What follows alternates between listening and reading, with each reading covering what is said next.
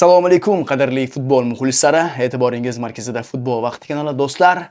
Bugun, ya'ni erta tongda juda ham muhim uchrashuv bizni kutib turibdi. Nasib qilsa, O'zbekiston milliy terma jamoasining guruh bahslaridagi 3-tur uchrashuvi Kongo Respublikasiga qarshi uchrashuv bo'ladi. Mana shu uchrashuv haqida to'liq ma'lumot beraman. Uchrashuvni qayerdan tomosha qilsangiz bo'ladi? Siz qayerdasiz? Qanday qilib tomosha qilsangiz bo'ladi?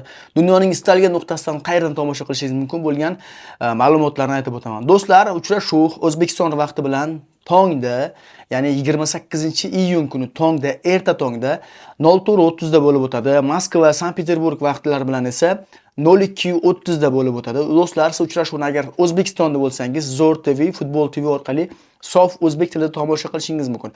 Agar Rossiya yoki Yevropa yoki boshqa dunyoning boshqa mamlakatlarida bo'lsangiz, bemalol futbol vaqtining sport vaqti degan Telegram kanali bor. Mana shu Telegram kanalimiz manzilini mana shu videoning kommentariyasida qoldirgan bo'laman. Jonli efir manzili degan yozuv bor. Shu yozuvning ustiga bosib, bemalol kirib jonli efir tomosha qilsangiz bo'ladi. Ana endi mana shu uchrashuv haqida muhim ma'lumotni aytib o'taman. Bu uchrashuv juda ham muhim.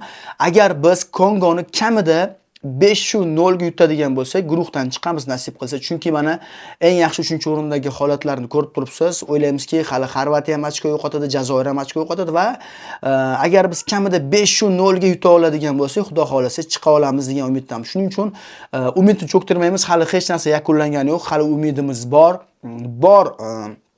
Imkoniyatimizni ishga solib, qiyin bo'lsa-da Kongoni yutishga harakat qilamiz.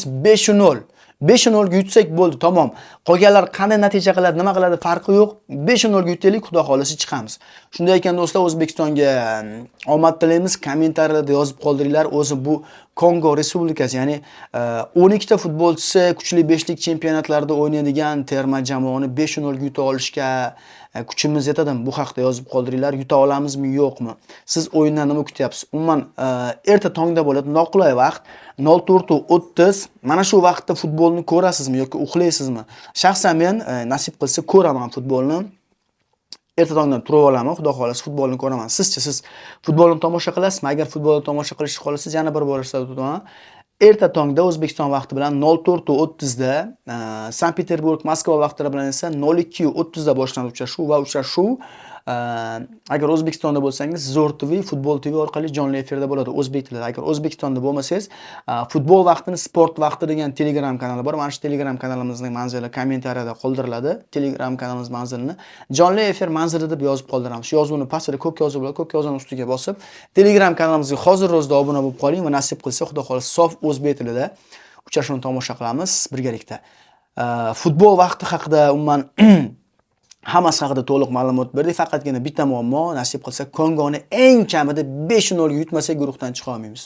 Shuning uchun 5-0 ga yuta olamizmi, yo'qmi? Siz nima kutyapsiz? Qanaqa natija kutyapsiz? Mana shu haqida kommentarlarda yozib qoldiring. Futbol vaqtida qoling va futbol haqidagi eng yaxshi kanaldasiz.